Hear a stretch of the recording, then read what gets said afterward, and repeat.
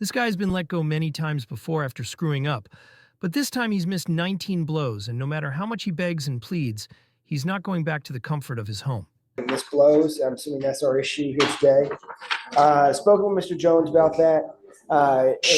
Pressed upon him the need for perfection here. This is no tolerance.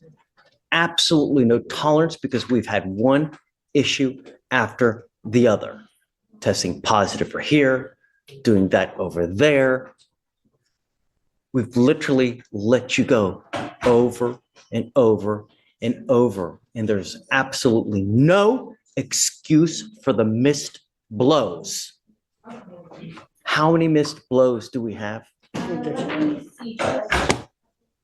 That's 19, Your Honor. That's 7, within that 7 or 8. But Judge, I would ask, if possible, as I'm not the lead on this case, and I know Dustin has had history with the court and Mr. Jones here on this case, if you would consider holding on the consideration of this matter until he returns on Tuesday of next week. So I'm sorry, Ben, I can't. I have to know. You have to know that we mean business. I'm not here to toy with you and play games with you. Know what the expectation is in this court. You've been with me for as long as we've had. You're over there. Because I have a cold, y'all. Cold weather. I apologize. So can I please speak on the breathalyzer? No. You know what the expectation is. You have 19 missed tests. That's it. I'm sorry, Ben, I can't. You're here in his stead. You're a capable and outstanding lawyer. I have the utmost respect for you, but 19 missed tests are 19 missed tests. And I've been telling him since the absolute beginning, there's just no tolerance. Please. No. But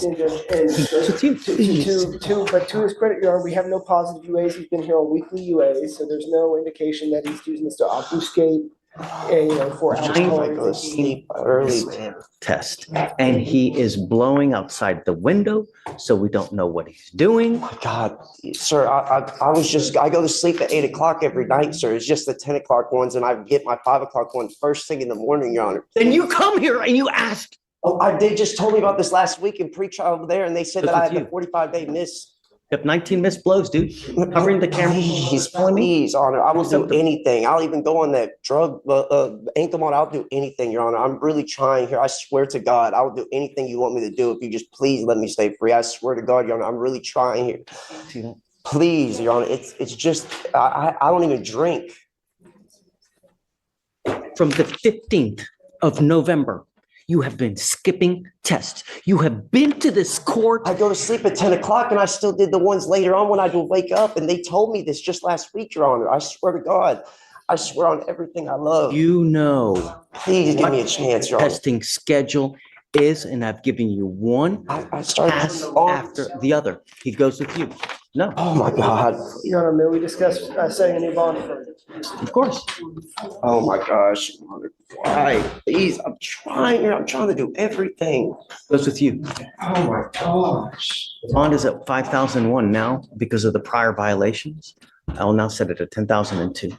I'm sorry, Ben, but he's tested positive literally over and over and over. He continues to test positive for marijuana. When I've told him to stop, he's tested positive for opiates. He's tested positive for this. Now he's skipping blows.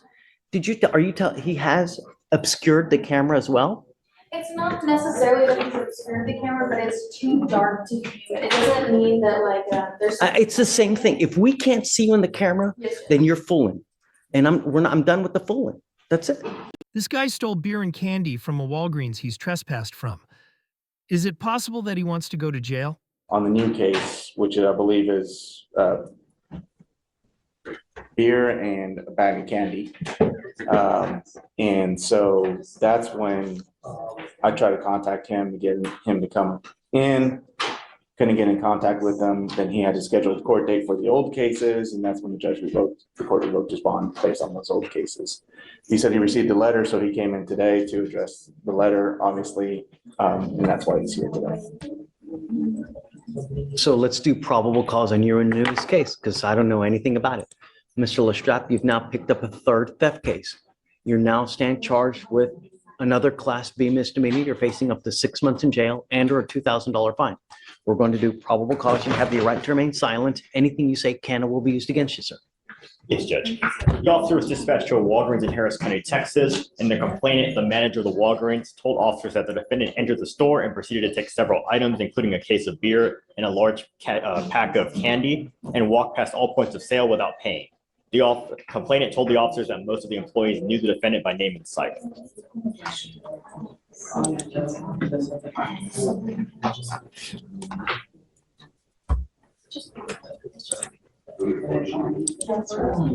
Where is the trespass and the theft, the prior trespass and the prior theft? Can you tell me where those are? They are also at a Walgreens. Let me see if it's the same location. It's the same location. I told you when you first came here not to go back to the Walgreens. Okay, thank you. Not once, but twice.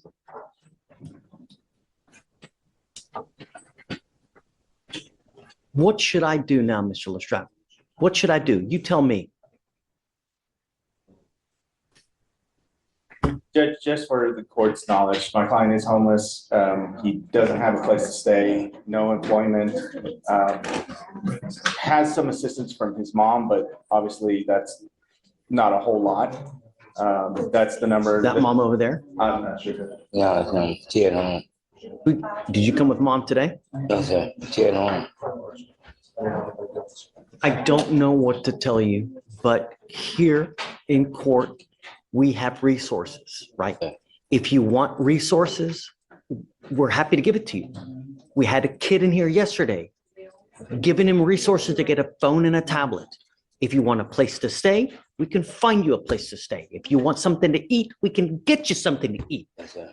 But how on earth can I continue to let you go when, number one, you don't come to court? Number two, you continue to go to the place we tell you not to go. Number three, you continue to pick up cases when we tell you not to over a damn case of beer and a large pack of candy. Mr. Lestrade, they know you at that Walgreens. Every single time you go back to that Walgreens, you have about every single eye in the sky looking at you every 15 ways from Sunday, watching your every move. Yes, sir.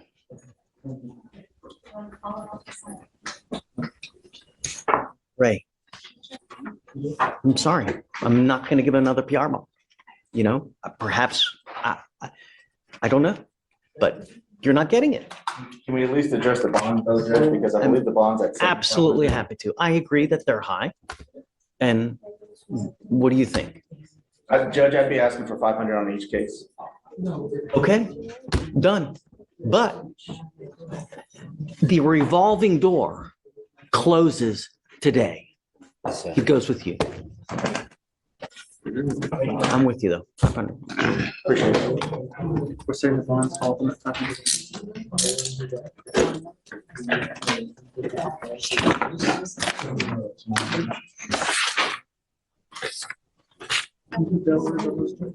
I will. This guy says his positive for cocaine result must have been because it was on his pants. Yes, He tested positive for cocaine And THC. and THC. all right, Judge. Are you going to? I mean, how can I let him go when he's testing positive for cocaine? I've talked to him. The last, you ain't giving me no numerous window. times.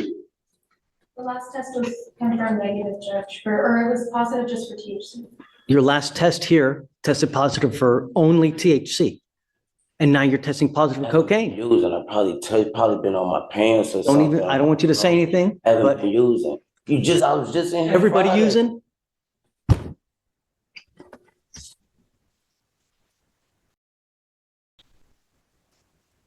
I don't want you to use alcohol or illegal drugs. I haven't been. And you just tested positive again for cocaine. It's not the first time. It's not the second time. It goes with you.